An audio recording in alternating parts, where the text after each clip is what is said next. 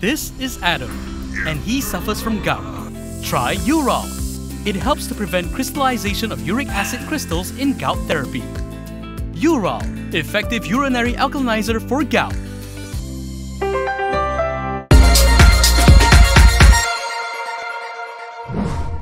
Good evening, I'm Camelia and this is KiniNews. An UMNO leader believes PN will not agree to test out Anwar's majority in Parliament. He also said that the claims by the opposition are just part of their tactics to play on perception and weaken the government. Umno Supreme Council member Puad Zarkashi says that Perikatan Nasional won't dare to test Anwar Ibrahim's majority in the Dewan Rakyat. In a post on Facebook, he said that a vote in Parliament would expose PN as its numbers continue to decline. He said this in response to suggestions that support for the Prime Minister should be decided through a vote of confidence in the Dewan Rakyat and not based on statutory declarations. Puad added that the opposition's only goal is perception, hype and provocation to weaken the government, as there are claims of 7 to 8 Bersatu MPs intending to publicly support PMX when the Dewan Rakyat reconvenes. He also claimed that because PN's numbers are declining, they didn't dare to call for a block vote when Budget 2024 was approved. The subject arose after blogger Rajapetra Kamarudin claimed the opposition has garnered 120 statutory declarations or SDs through the Dubai move to topple the coalition government. This in addition to the statement of Kedah Menteri Besar Muhammad Sanusi Matnor, who confirmed the plot. Sanusi, who is also past election director, had claimed that PN has sufficient SDs to unseat the coalition government. Meanwhile, a GRS lawmaker has denied signing any SDs on the matter. He said this in response to claims that his party supported the alleged plot by Perikatan Nasional and several government backbenchers. Papar MP Armizan Muhammad Ali has denied signing any statutory declarations or SDs to topple Prime Minister Anwar Ibrahim. In a press conference today, he said he has never been approached by any party on that matter. He was responding to claims that GRS supports attempts by Perikatan Nasional and several government backbenchers to unseat Anwar via the Dubai move.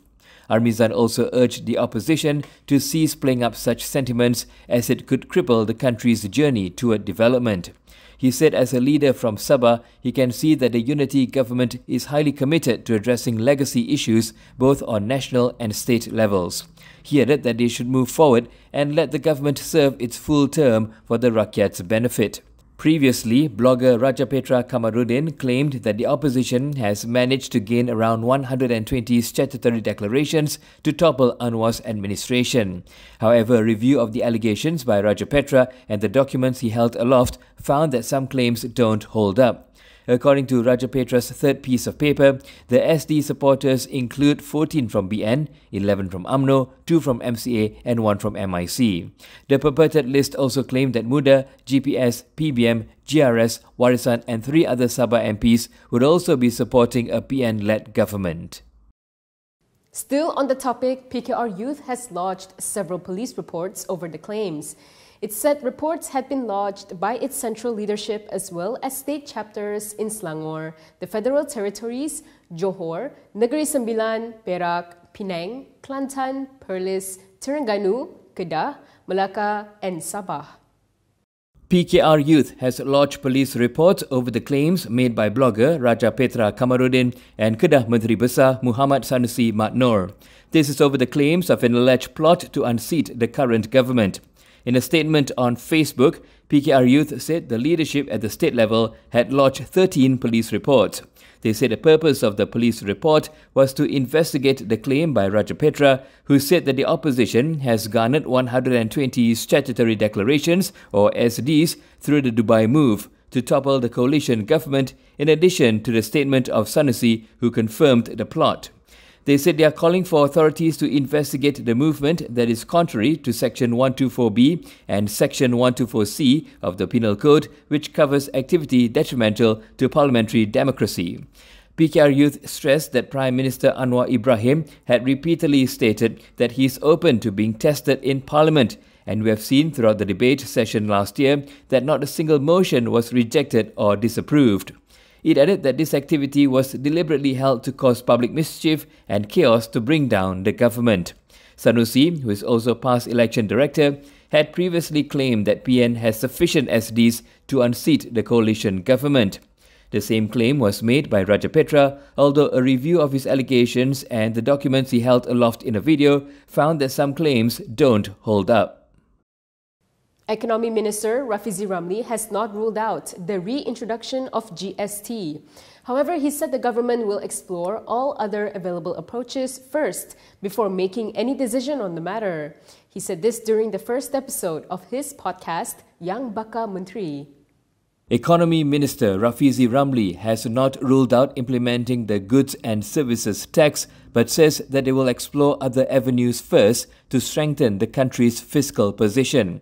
He explained if they can first tax the rich, be it through luxury goods tax, capital gains tax or subsidy rationalizations, they will do that first. Rafizi affirmed the government's openness to reintroduce GST, but only when it will not go against the basic principle of equity. Kalau gaji rakyat semua dah makin naik dan lebih ramai berada dalam sektor formal dan lebih ramai yang dah bayar cukai. Kalau pada ketika itu kita dah cross the threshold yang mana melaksanakan GST itu tidak melanggar prinsip equity. Maksudnya the net effect is the same, sama ada keluarga bayar melalui income tax ke, keluarga bayar melalui GST, the net sama. Dan kita terbukalah masa itu. Sebab itu I don't rule out. Kerana kita bukan anti-GST. He said this in response to Nazri Hamdan, a social media influencer known for his TikTok content discussing current issues on economics and business on the debut episode of his podcast, Yang Baka Menteri, last night. Rafizi added other related considerations include whether the government has taken all necessary measures to plug loopholes in the system and avoid leakages in spending of taxpayers' money. The government under then Prime Minister Najib Razak in 2015 had, amid massive public protests, introduced the GST as a replacement for the sales and services tax with a reported net revenue of 27.3 billion ringgit in the first year. Harapan's first stint in Putrajaya under former Prime Minister Dr. Mahathir Mohamad saw the GST reduced from 6% to 0%, followed by the reintroduction of SST. Actor ROSAM NO has apologized over his suggestion that brothels dedicated to migrants be established to prevent rape. ROSAM had earlier drawn flack from politicians and activists for his comment. Popular actor ROSAM NO has apologized for his controversial remark that has sparked a backlash from rights groups and ministers. This came after the actor had suggested that brothels dedicated to migrant workers be established to prevent rape. ROSAM claims that his suggestion on a podcast recently was misunderstood and it was just his personal opinion. Meanwhile, Minister in the Prime Minister's Department for Islamic Affairs, Muhammad Naim Mokhtar, has denounced ROSAM's suggestion, saying such an action would be akin to replacing one harmful act with another.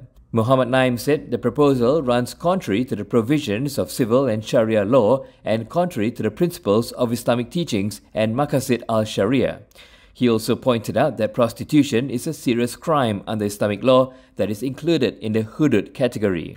Women, Family and Community Development Minister Nancy Shukri also weighed in, urging all quarters to not belittle women by proposing to use them as tools. She added we should not normalize insensitive statements, suggestions or jokes about women, especially when they go against legal norms, principles, familial and cultural values and religion. ROSAM also came under heavy criticism for his remark from women's rights groups such as the Women's Aid Organization and Sisters in Islam, as well as migrant rights advocate Tenaga Nita. Ngakuham's apology for a controversial remark has not appeased certain quarters. A coalition of Islamic NGOs has demanded that DAP's leadership inflict sterner disciplinary action on him. Representatives of a coalition of Islamic NGOs handed over a memorandum to DAP at its headquarters today, calling for its member, Ngakuham, to face disciplinary action, including being expelled from the party. They claim the Berwas MP had spoiled the unity in this country following his suggestion to include non-Muslim experts in a special committee to review the competency of state legislators in legislating Sharia laws as well as the jurisdiction of the Sharia courts as per the federal constitution. Following an uproar, Nge apologized and withdrew his statement, saying that he had received clarification that the special committee was formed by the National Islamic Affairs Council headed by the Selangor ruler. Meanwhile, the coalition president Aminuddin Yahya also called on UMNO to think seriously about its existence in the unity government. Saya cadang UMNO supaya memikirkan dengan serius tentang keberadaan mereka dalam perpaduan ini, kerana DAP, sikap DAP ini yang kita tahu saban hari, saban malam asyik nak mencampur tangan agama Islam, asyik nak menekan agama Islam. Macam saya katakan tadi, ini bukan kali pertama, dah banyak kali YB Ngeh ini dan juga yang lain-lain itu. Kan, termasuk dulu Ramasami pun dah keluar DAP lah. Maknanya mereka konsisten untuk menekan agama Islam. The group also expressed their disappointment that they were only received outside of DAP headquarters by Clark and not party leadership such as its Secretary General Anthony Loke. Pertubuhan Kebajikan Amal Sejagat Malaysia President Izzat Johari called it an insult after having given Loke prior notice of their intention. Last week, former Bersatu Information Chief Wan Saiful Wan Jan questioned the sincerity of Nge's apology, calling it an old tactic of DAP. Loke responded that Perikatan Nasional won't let go of the Nge matter because it can only play up 3R issues, that is race, religion and royalty. A new format for asset declarations for ministers, aides and MPs will be presented to the cabinet soon. The government has also greenlit a new guideline for the vetting of appointees to statutory bodies. The Prime Minister's office has announced that a new format for asset declarations for members of the administration and MPs is in the works. The decision to revive asset declarations aimed at promoting transparency was made at the Special Cabinet Committee on National Governance yesterday. The Federal Constitution defines members of the administration as ministers, deputy ministers, as well as their parliament and political secretaries. The new format would be presented to the Cabinet soon. The last time asset declarations by lawmakers and ministers were made public was during the first Pakatan Harapan administration. During the 15th General Election campaign, PKR also made asset declarations for all their candidates public. Anwar Ibrahim himself declared at the time a net asset of 11.18 million ringgit. Last year, as Prime Minister, Anwar said the old asset declaration system was a farce and that the MACC was working on improvements. Meanwhile, besides the new format for asset declarations, the PMO said that the National Governance Committee also approved a new guideline for the appointment of chairpersons and directors to statutory bodies. Notably, new appointees would have to be vetted by the MACC, the Insolvency Department and the police. Further, the government also wants to strengthen internal audits in statutory bodies besides improving the governance, structure and composition of each body's board of directors. And that is all from me today. For more stories, you can go to KiniTv.com. You can also follow us on Instagram, Twitter, YouTube, and Facebook for the latest news updates.